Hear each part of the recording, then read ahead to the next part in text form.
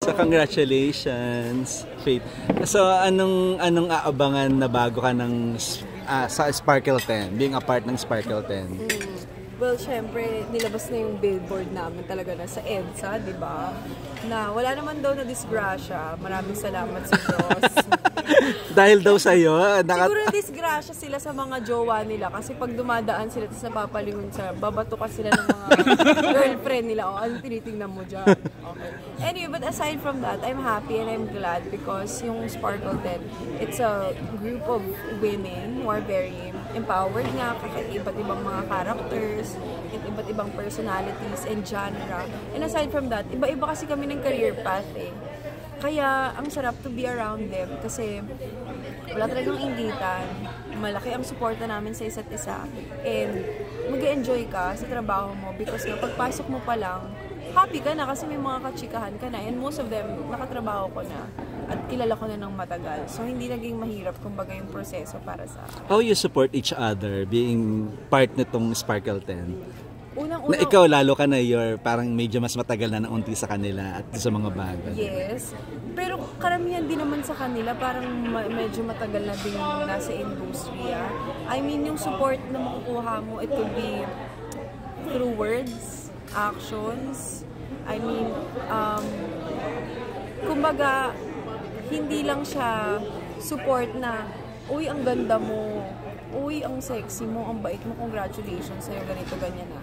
We make sure talaga na pag magkakasama kami, we sit down, we talk about life, at kung ano yung mga goals namin sa career namin, kung ano yung mga gusto namin mangyari, at saka yung debrief. Kumbaga, ang sarap din sa feeling na meron ka nakakausap na someone, kumbaga sa trabaho mo, about the industry itself, medyo nakakapagod siya.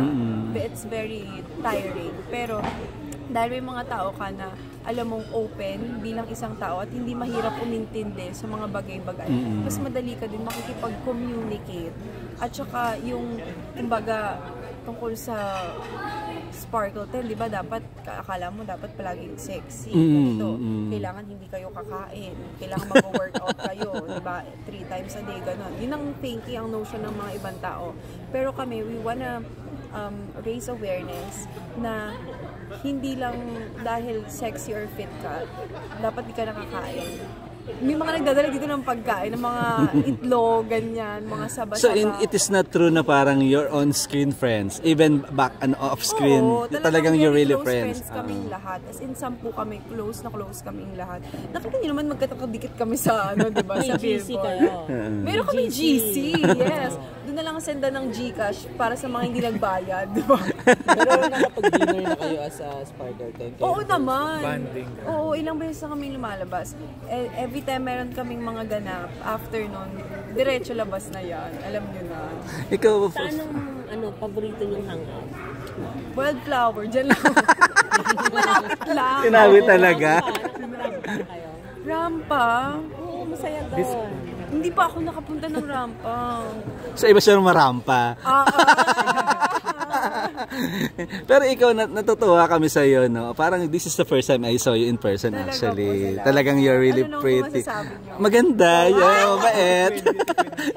Honestly, para kasing ang isang ano mo, yung sense of humor mo, di ba? Parang ganun. Pero ikaw ba, anong gusto mo makilala ka bilang actress? Talagang comedian, sexy comedian, dramatic actress, singer? Ano ba talaga yung gusto mong i-portray being an artist? To be honest, hindi kasi ako namimili eh. Kung ano yung makita nyo sa akin, ito talaga yun. I wanna be known as someone who's very hardworking and passionate sa trabaho na ginagawa niya. Whether it may be comedy, drama, hosting, singing, or dancing. Bawal nila ha? Hindi ka namimili pero lahat. Achievements. Pero hindi, ayokong makilala nila ako na boxed ako. Ayoko na ito lang ko. Kasi kilala ko yung sarili ko. Gusto kong itry lahat ng pwede kong itry. And willing ako to learn and to grow. Kaya, hindi ako dito lang. Kasi mahirap naman kapag nagstay ako sa ito lang. Tapos, gusto ko nang mag-evolve bilang isang tao at hahanap-hanapin yun ng ibang tao sa akin na hindi ko na maibibigay, di ba? That's why I stay authentic and true to who I am.